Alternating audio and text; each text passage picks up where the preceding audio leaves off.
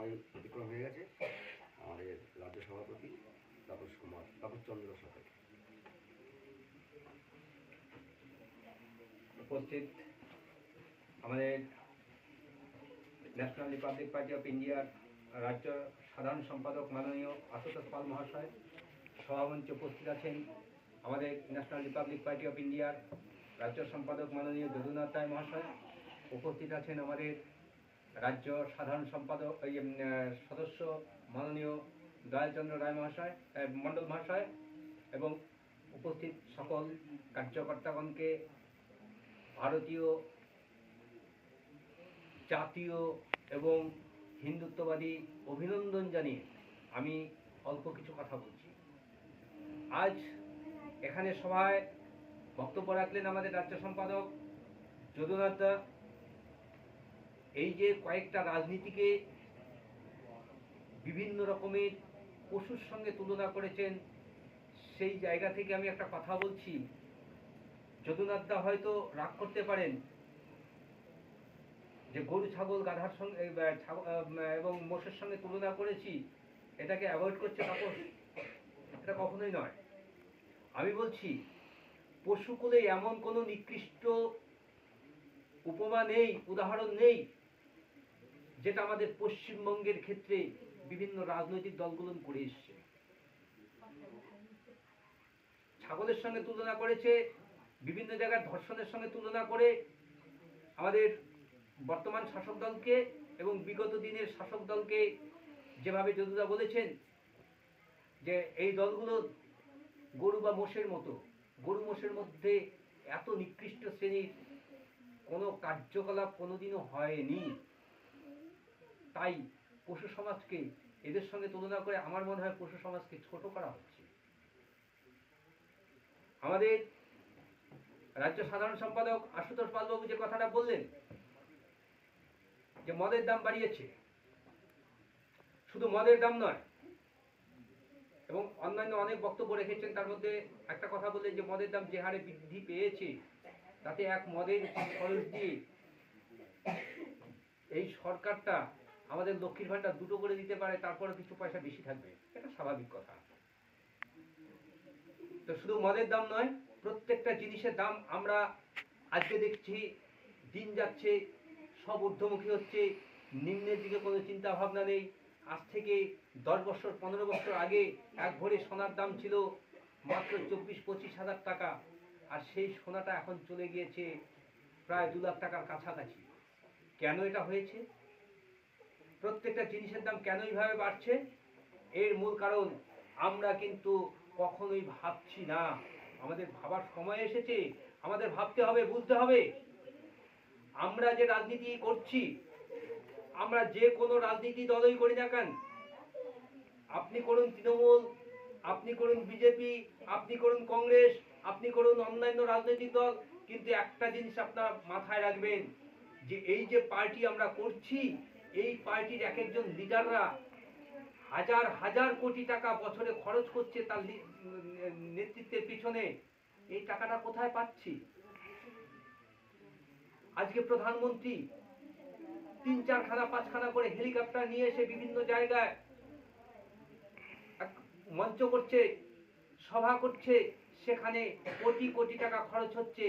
তার সঙ্গে পাল্লা দিয়ে এই তৃণমূল কংগ্রেসের পশ্চিমবঙ্গের রাজ্য মুখ্যমন্ত্রী এবং তার ভাইপো অভিষেক ব্যানার্জি থেকে শুরু করে ছোট ছোট চুনিপুটি নেতারাও আজকে হেলিকপ্টারে চড়ে বিভিন্ন জায়গায় গিয়ে সভা সমিতি করছে। এই টাকাটা কোথা থেকে আসছে আপনারা একবার কি আপনাদের পার্টির কাছে জানবেন না যে টাকাটা কোথা থেকে পাচ্ছেন আপনারা? আমাকে তো মিস কলের মাধ্যমে মেম্বার করেছেন, আমার থেকে তো 10টা টাকা নেননি, তাহলে পরে কোটি কোটি টাকা কোথা থেকে খরচ করেন? আমাদের বুঝতে হবে। এই মদের দাম বাড়িয়ে লক্ষ্মীর ভাণ্ডার দেওয়া হচ্ছে, এ তো স্বাভাবিক কথা। প্রত্যেকটা জিনিসের দাম বাড়িয়ে আজকে আমাদের মাথার উপরে এমন কিছু চাপিয়ে দেওয়া হচ্ছে যেটা আমরা কখনোই বুঝতে পারছি না।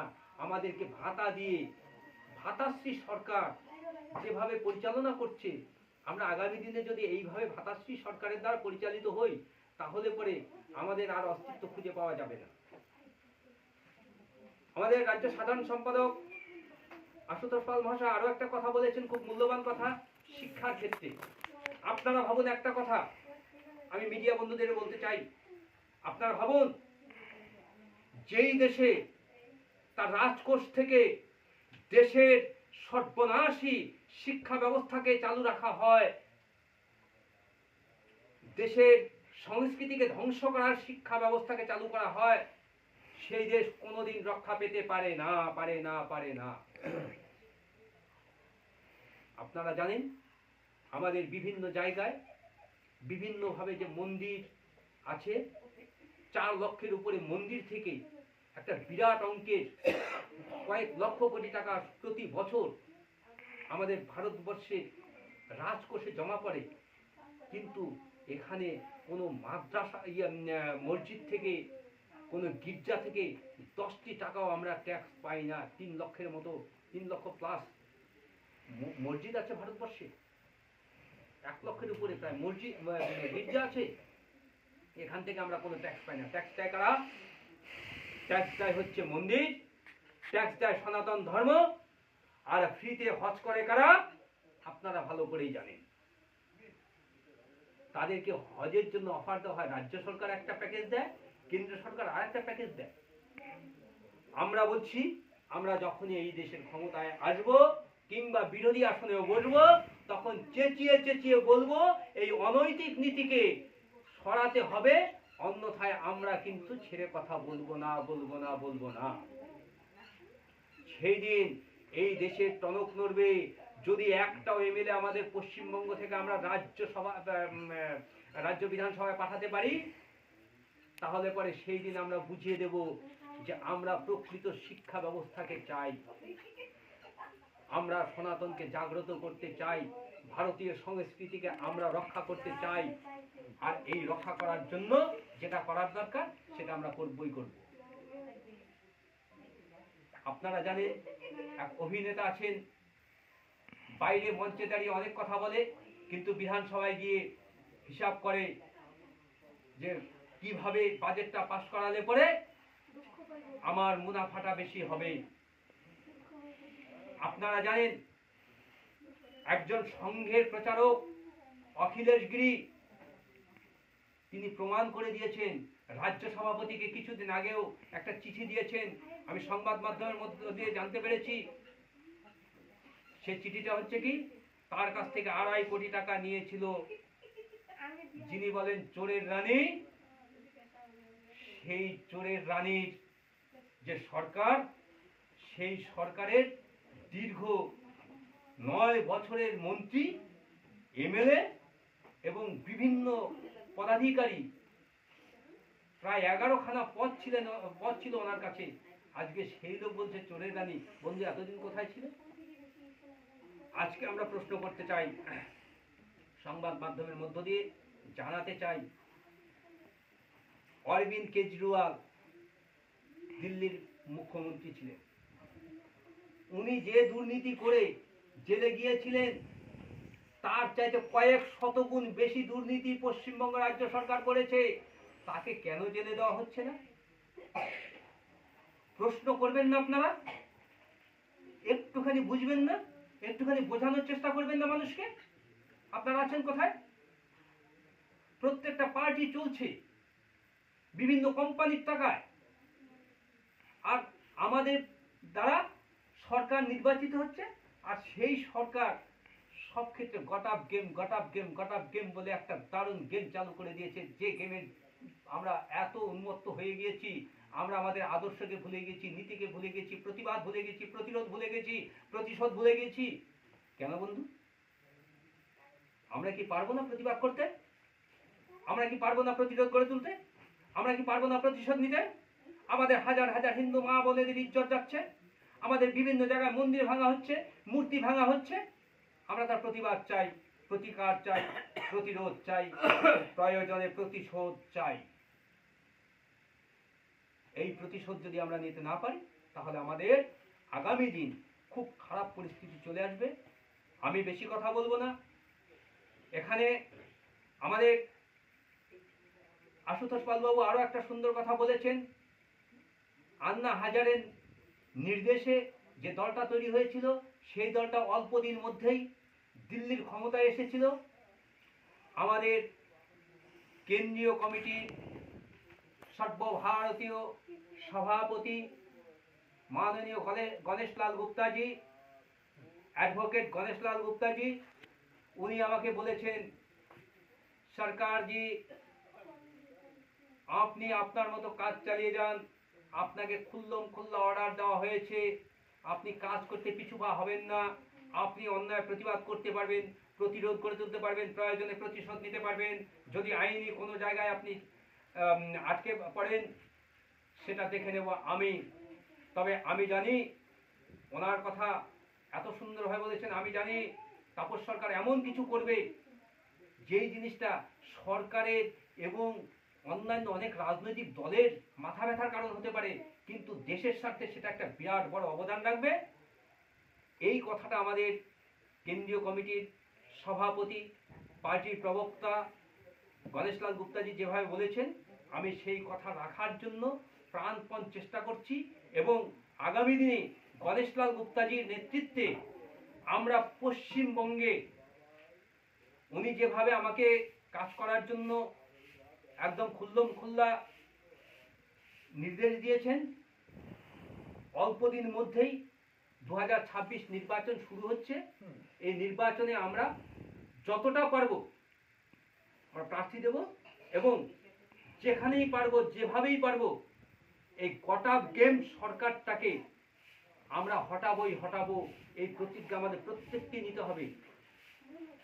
এই জিনিসটা আমরা যদি করতে না পারি তাহলে পরে আগামী দিনে কিন্তু আমাদের আর বাঁচার উপায় নেই। তাই এরা একটা স্লোগান করেছে, বদল চাই বিজেপি তাই। আমি বলছি বদল চাই নয় বন্ধু, যদি বদলা নিতে না পারো বিজেপি কেন, কেউ তোমাদের বাঁচাতে পারবে না। আগে বদলা নিতে শিখো। আমার ঘরে আক্রমণ করবে, আমি কি বসে থাকবো? আমাদের ঘরে যখন আক্রমণ আসবে তার প্রত্যুত্তরে আমাদের যেটা করা দরকার আমরা সেটাই করব। সরকার যদি আমাদের বিরুদ্ধে কোনো আইনি ব্যবস্থা নেয় তাহলে পরে বলবো, আপনারা আগে বলুন আমার ঘরে আক্রমণটা কি আমি আগে করেছি নাকি তারাই আগে করেছে। আমার ঘরে আক্রমণ করতে এসে যদি কেউ আক্রান্ত হয় তার জন্য দায়ী সে, নিজেকে রক্ষা করার দায়িত্ব প্রত্যেকের আছে। আপনারা জানেন বন্দুকের লাইসেন্স, বিভিন্ন আগ্নেয়াস্ত্রের যে লাইসেন্সটা হয় সেক্ষেত্রে স্পষ্টত উল্লেখ আছে, আপনি যখন দেখবেন আপনার জীবন বিপন্ন তখন আপনি বেল অফ দ্য নিয়ে এনি টাইম শুট করতে পারেন, অর্থাৎ গুলি করতে পারেন। তাই আমার ঘরে যখন আক্রমণ হবে তখন আমাকে বাঁচার জন্য বদল নয়, তখন বদলা চাই, এই স্লোগান দিয়ে আমাদেরকে লড়াইয়ের ময়দানে নামতে হবে। যদি সেটা নামতে পারি আশা করি অল্প দিন মধ্যেই আমরা বুঝিয়ে দেব যে আর একটাও হিন্দু বাড়িতে যদি আক্রমণ হয়, আর একটাও সনাতনী মা বোনের যদি ইজ্জত যায়, তাহলে পরে কিন্তু আমরা আর বসে থাকবো না। এই প্রতিজ্ঞা সবাইকে নিতে হবে। অন্যথায় আমাদের রাস্তা খুব খারাপ। এই রাস্তা থেকে যে পথ তৈরি হয়েছে এই পথ থেকে বাঁচার জন্য, এই পথটা পথ নয়, এই পথটা হচ্ছে বিপদ। এই বিপদের এবং বিপথের পথ থেকে আমাদের সুপথে এগিয়ে আসতে হবে। আপনারা সবাই জানেন আমরা অল্প দিন হয় কাজ শুরু করেছি, এর মধ্যেই বিভিন্ন জায়গা থেকে বিভিন্নভাবে আমরা যেভাবে সাড়া পাচ্ছি, আগামী অল্প দিন মধ্যেই আমরা একটা বৃহৎ শক্তিতে পরিণত হব এবং সেই শক্তিতে যখন আমরা লড়াই শুরু করব তখন অন্যায় দূরে যাবে, ন্যায় প্রতিষ্ঠিত হবে। আমাদের লড়াই সরকার গড়ার লড়াই নয়, আমাদের লড়াই অন্যায়কে দূরে হটিয়ে দিয়ে ন্যায়কে প্রতিষ্ঠিত করার লড়াই। আমাদের লড়াই যেই দেশে থেকে সেই দেশের শিক্ষা ব্যবস্থাকে, সেই দেশের সংস্কৃতিকে ধ্বংস করবে, সেই শিক্ষা সংস্কৃতিকে ধ্বংস করার বিপক্ষে আমাদের যত রকম লড়াই করার আমরা সেটা করবই করব। কারণ আপনারা ভালো করেই জানতে পারছেন আমাদের দেশে বর্তমান শুধু পশ্চিমবঙ্গে 5,713 কোটির মতো টাকা খরচ করা হয়েছে। আমার সঠিক অ্যামাউন্টটা জানা নেই। খরচ করা হয়েছে একটা শিক্ষা ব্যবস্থার জন্য।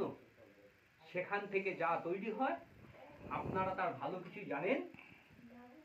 ওই দিয়ে কিন্তু দেশ চলে না, ওই দেশ দিয়ে দেশের ধ্বংস লীলা চলে। আপনারা জেনে আসছেন, আমরা জেনে এসছি। আমি কিছুদিন আগেও পোস্ট করেছিলাম এবং তার অনেক আগে আমি পোস্ট করেছি। আমরা যারা পূর্ব পাকিস্তান থেকে বাংলাদেশ থেকে পালিয়ে এসেছিলাম, আমাদের প্রত্যেকের মনে আছে আমাদের বাড়িতে বড় পুকুর ছিল, পুকুর ভরা মাছ ছিল, বড় ধানের গোলা ছিল, গোলা ভরা ধান ছিল, আমাদের গোয়ালে অনেক গরু থাকতো, সেই গরুর অনেক দুধ হতো, আমরা সেই দুধ ভাত খেতাম, আমাদের ওখানে কোনো অসুবিধা ছিল না। কিন্তু সব কিছুর কথাই আমাদের মনে আছে, এই কথাটাই আমাদের মনে নেই যে গোলা ভরা ধান ছিল, পুকুর ভরা মাছ ছিল, গোয়াল ভরা গরু ছিল, সেই গরুর দুধ দিয়ে আমরা দুধ ভাত খেতাম। কিন্তু জাতটাকে রক্ষা করতে পারিনি, সেই জন্যই আমাকে পালিয়ে আসতে হয়েছে। তাই আমরা বলছি এটা ভাতের লড়াই নয়, এটা জাতের লড়াই। আমরা পূর্ব পাকিস্তান থেকে পালিয়ে এসেছি, এবার পশ্চিমবঙ্গ থেকে পালিয়ে যাওয়ার মতো একটা পরিস্থিতি তৈরি করছে। এক পক্ষ যেমন করছে, কেউ বা কাহারা এক সময় বলেছিলেন যে দেশ যদি বিভাগ হয় সেটা হবে আমার দেহের, আমার মরদেহকে টপকে গিয়ে, সে যেমন একটা অভিনয় করেছিল, এখানেও কেউ বা কাহারা সেইভাবে মদত দিয়ে এই দেশটাকে বিভাজন করার জন্য, পশ্চিমবঙ্গকে আলাদা একটা রাষ্ট্র করার জন্য এরা চেষ্টা চালিয়ে যাচ্ছে। আমাদের একটাই লক্ষ্য, একটাই উদ্দেশ্য, আমাদের ভারতবর্ষের অখণ্ডতা বজায় রাখতে, ভারতবর্ষকে শক্তিশালী করে তোলার জন্য আমাদের যত রকমের আন্দোলন করার, যত ধরনের আমাদের কাজ করার দরকার হবে, আমরা প্রত্যেকটাই করব।